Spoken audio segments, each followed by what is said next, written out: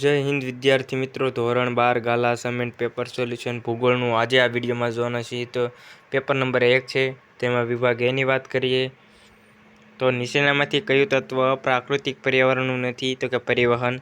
દેશમાં બીજો પ્રશ્ન, દેશમાં સૌથી વધુ સાક્ષરતા ધરાવતું રાજ્ય કયું છે? તો કે કેરળ. ત્રીજો, ઔદ્યોગિક ક્રાંતિની શરૂઆત કયા ખંડમાં થઈ હતી? તો કે યુરોપ. ચોથા પ્રશ્નની વાત કરીએ, મલેશિયાના કયા લોકો પ્રાથમિક પ્રવૃત્તિ કરે છે? તો કે સેમાંગ. પાંચમો, ઇન્ટરનેટની સેવા કયા પ્રકારની પ્રવૃત્તિ ગણાય છે? તો કે તૃતીયક. છઠ્ઠો, ભારતમાં સૌપ્રથમ રેલવેની શરૂઆત કયા વર્ષમાં થઈ હતી? તો 1853માં થઈ હતી. સાતમો પ્રશ્ન, વિશ્વની સૌથી લાંબી પાઇપલાઇન કઈ છે? તો કે કોમેકોન. આઠમો પ્રશ્ન, ભારતે આર્યભટ્ટ ઉપગ્રહ ક્યારે પ્રક્ષેપિત કર્યો? 1975માં કર્યો હતો. નવમો પ્રશ્નની વાત કરીએ, ભારતમાં પ્રથમ બોલતી સ્વેચ્છામ હિન્દી ફિલ્મ કઈ હતી? તો કે આલમ આરા હતી. ત્યાર પછી 10મો પ્રશ્ન, નીચેનામાંથી કયો દેશ સાર્કનો સભ્ય નથી? તો કે ચીન. 11મો પ્રશ્ન, માછીમારી કરતા લોકોની વસાહત કઈ પ્રણાલી ધરાવે છે? તો કે સક્રિય. 12મો પ્રશ્ન, ભારતમાં શહેર માટે વસ્તીનો માપદંડ કેટલો છે? તો કે 5000. 13મા પ્રશ્નની વાત કરી, અમૂલ ડેરી કયા શહેરમાં છે? તો કે આણંદ. 14મા પ્રશ્નની વાત કરીએ, એન્ટાર્કટિકા ખંડની માલિકી કોની ગણાય છે? તો કે વૈશ્વિક ગણાય. C option. 15મો પ્રશ્ન, ગરીબી દેશની વિકાસ યાત્રાને તો કે બી મંદ બનાવે છે. 16મો પ્રશ્ન, તેજાબી વરસાદ માટે જવાબદાર? તો સલ્ફર ડાયોક્સાઇડની ઊંચી માત્રા. 17મો પ્રશ્ન, નીચે આપેલી વિગતોમાં કુદરતી તત્વ કયું છે? તો કે પાવાગઢ ડુંગર. 18, નીચે આપેલી માહિતીમાં કયું તત્વ સાંસ્કૃતિક નથી? કે ગ્રેનાઇટ. 19મો પ્રશ્ન, સમમૂલ્ય રેખા પદ્ધતિમાં શું દર્શાવી શકાય? તો કે તાપમાનનું વિતરણ. ત્યાર પછી 20મું, જીપીએસસી પ્રણાલી વિકસાવનાર દેશ કયો છે? તો કે યુએસએ. વિભાગ બીમાં વાત કરીએ, એક વાક્યના પ્રશ્નો જોઈએ. 21મો પ્રશ્ન, કયા સમયગાળાને સંશોધન યુગ કહેવાય છે? તો 15મી સદીના ઉત્તરાર્ધથી 18મી સદીના સુધીના સમયગાળાને સંશોધન યુગ કહેવાય છે. 22મો પ્રશ્ન, રાજસ્થાનના કયા વિસ્તારોમાં અતિશય ઓછી વસ્તી ગીચતા છે? તો રાજસ્થાનના બિકાનેર, બાડમેર અને જેસલમેર જિલ્લાના કેટલાક વિસ્તારોમાં અતિશય ઓછી વસ્તી ગીચતા છે. ત્યાર પછી 23મો પ્રશ્ન, ખનિજની વ્યાખ્યા આપો. નિશ્ચિત અણુ રચના, રાસાયણિક બંધારણ અને સમાન ગુણધર્મ ધરાવતા ઘન, પ્રવાહી કે વાયુમય પદાર્થને ખનિજ કહે છે. ખનિજના બે પ્રકાર છે, ધાત્વિક ખનિજ અને અધાત્વિક ખનિજ. ત્યાર પછી 24મો પ્રશ્ન, તૃતીયક પ્રવૃત્તિ કોને કહે? તો કે માનવીને આપી શકાય તેવી સેવાઓને તૃતીયક પ્રવૃત્તિ કહે છે. સુથાર, રસોઈયા, વકીલ, શિક્ષક, અધ્યાપક વગેરે દ્વારા અપાતી સેવાઓને તૃતીયક પ્રવૃત્તિ કહે છે. પછી છે 25, પરિવહનની વ્યાખ્યા આપો. માનવી અને ચીજવસ્તુઓને એક સ્થળેથી બીજા સ્થળે થતી હેરફેરને પરિવહન કહે છે. ત્યાર પછી 26મો પ્રશ્ન, અદ્યતન કમ્પ્યુટરના પિતા તરીકે કોણ ઓળખાય છે? તો બેબેજને અદ્યતન કમ્પ્યુટરના પિતા તરીકે ઓળખાય છે. 27મો પ્રશ્ન, સાર્કનું વડું મથક ક્યાં આવેલું છે? તો કે સાર્કનું વડું મથક કાઠમંડુમાં આવેલું છે. 28મો પ્રશ્ન, વસાહતમાં ના બે મુખ્ય પ્રકારો કયા છે? તો કે ગ્રામ્ય વસાહત અને શહેરી વસાહત. 29મો પ્રશ્ન, વિરલ સંસાધનની વ્યાખ્યા આપો. થોડાક સ્થળેથી જ પ્રાપ્ત થતા તેવા ખનિજ સંસાધનોને વિરલ સંસાધન કહે છે, જેવા કે સોનું, યુરેનિયમ અને થોરિયમ વગેરે. 30મો, ભૂખમરો કોને કહે છે? વિટામિન, શરીરને ટકાવી રાખવા જરૂરી પોષક દ્રવ્યો અને ઉર્જાની ભારે ઉણપને ભૂખમરો કહે છે.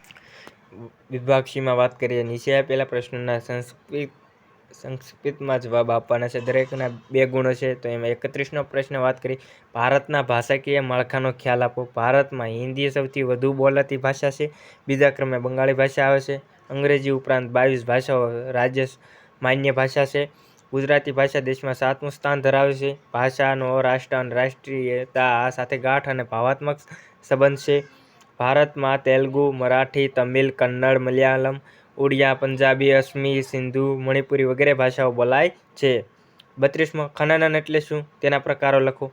ખનન એટલે પૃથ્વીમાંથી ખનિજો મેળવવાની, જમીન પરથી માટી કે રેતીને દૂર કરવી, ખોદકામ કરવું, સુરંગો દ્વારા પથ્થરો તોડવા અને જમીનની અંદર વધુ ઊંડાઈએથી ખનિજો મેળવવા, સારકામ કરવું. ખનનના 2 પ્રકાર છે, ધરાતલ અને ભૂમિગત ખનન.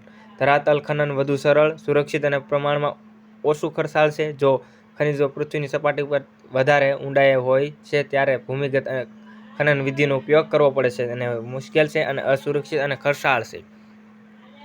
33મો પ્રશ્નની વાત કરીએ, ઉદ્યોગ એટલે શું? ભૂગોળવેત્તા ઉદ્યોગ શબ્દનો અર્થ પ્રવૃત્તિનું વર્ણન કરવા માટે કરે છે જે ખેતી, જંગલ, મત્સ્ય ખનન પ્રવૃત્તિ દ્વારા પ્રાપ્ત થાય પ્રાથમિક ઉત્પાદનની પ્રક્રિયા અને નવી ચીજવસ્તુઓના નિર્માણ સાથે જોડાયેલી હોય છે. પ્રાથમિક પ્રવૃત્તિ અલગ કરવા માટે ઉદ્યોગને દ્વિતીયક પ્રવૃત્તિ કહે છે.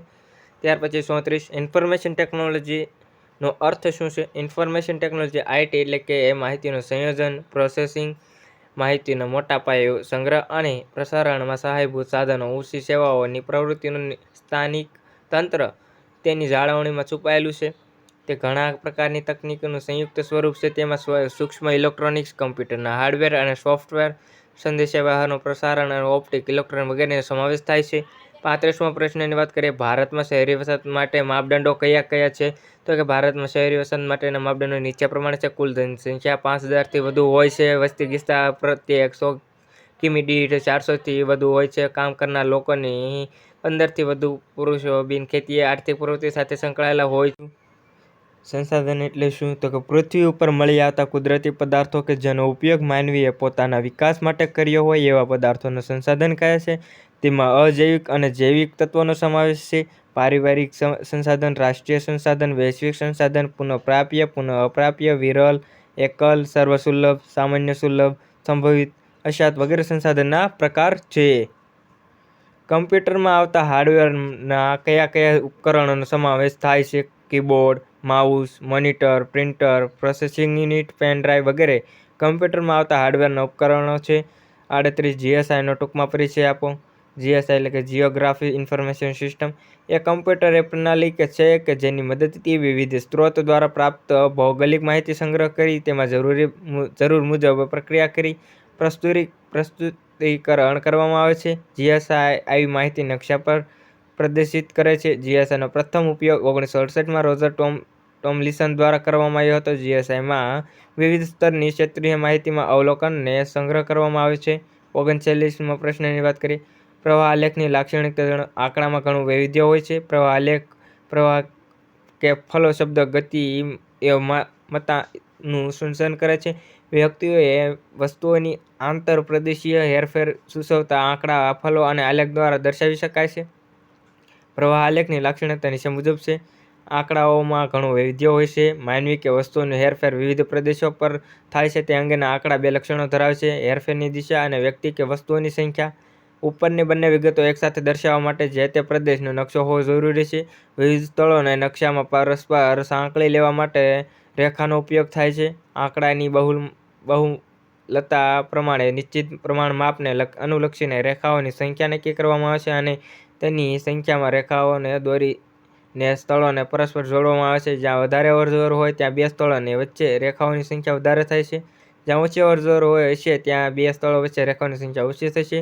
રેખાઓની સંખ્યા આધારે નક્કી કરી શકાય છે કે કયા કયા સ્થળો વચ્ચે કેટલી અવરજવર હશે. 40મો પ્રશ્ન, સુમેલ્ય પદ્ધતિનું માહિતીનું કયું લક્ષણ ધરાવે છે? તો સુમેલ્ય પદ્ધતિ તેનો સામાન્ય રીતે હવામાનશાસ્ત્રમાં ઉપયોગ થાય છે. હવામાનશાસ્ત્રીઓ આ પદ્ધતિનો ઉપયોગ તાપમાન માપવા માટે હવાઈ નકશા કરે છે.